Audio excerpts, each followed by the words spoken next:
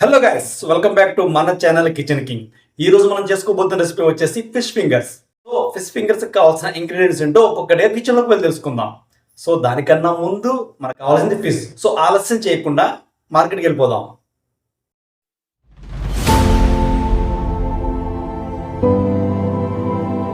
So fish fingers కోసం అయితే మనకు కావాల్సింది ముందుగా చేపలండి. నేనైతే ఫాస్ట్గా చేపల కోసం అని చెప్పేసి మార్కెట్కి వచ్చేసాను. మనోడు చెప్పాను అన్న బోన్లెస్ ఫిష్ అయితే ఒకటి చక్కగా కొట్టేసాను, కానీ మనోడు నాకైతే డిసప్పాయింట్ చేశాడు.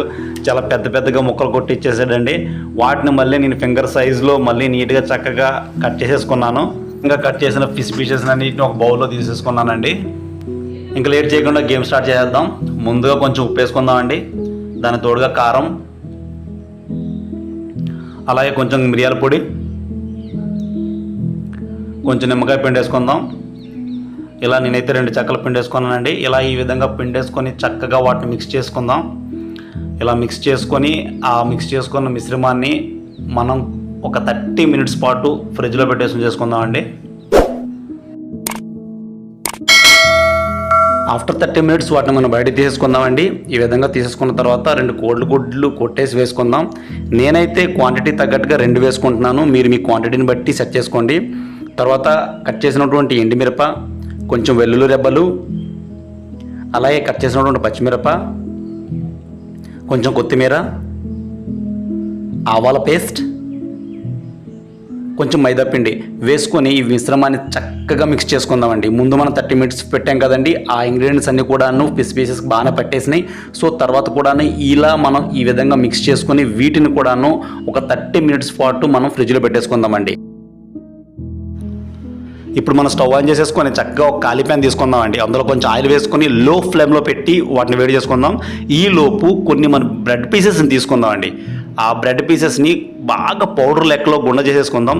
ఈ విధంగా గుండ చేసిన తర్వాత ఫిష్ పీసెస్ని అందులో వేసి ఆ బ్రెడ్ పౌడర్ అనేది ఆ ఫిష్ పీసెస్కి పట్టే విధంగా ఒక 2-3 సార్లు ఇలా మిక్స్ చేసుకుందామండి.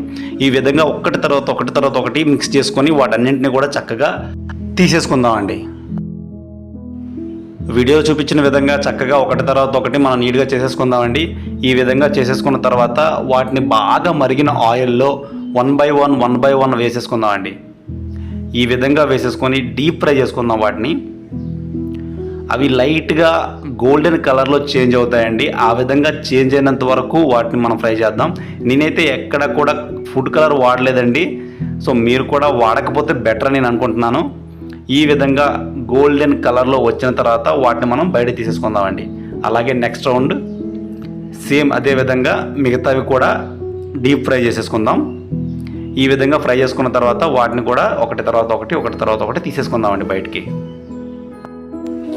చూడండి, మనకైతే చాలా చక్కగా ఫిష్ ఫింగర్స్ అయితే తయారైపోయినాయండి. చాలా రోజుల నుంచి శైలమ్మ, జాను అమ్మ అడుగుతున్నారు ఫిష్ ఫింగర్స్ చేయి అని చెప్పేసి. ఇంకెందుకంటే వాళ్ళనే టేస్ట్ చేయమని చెప్తాను. మనకైతే ఫిష్ ఫింగర్స్ బ్రహ్మాండంగా అదిరిపోయే టేస్ట్ అయితే వచ్చేసినాయండి. సో ఒక్కసారి వాళ్ళని కూడా అడిగేద్దాం టేస్ట్ ఏ విధంగా ఉందనేది.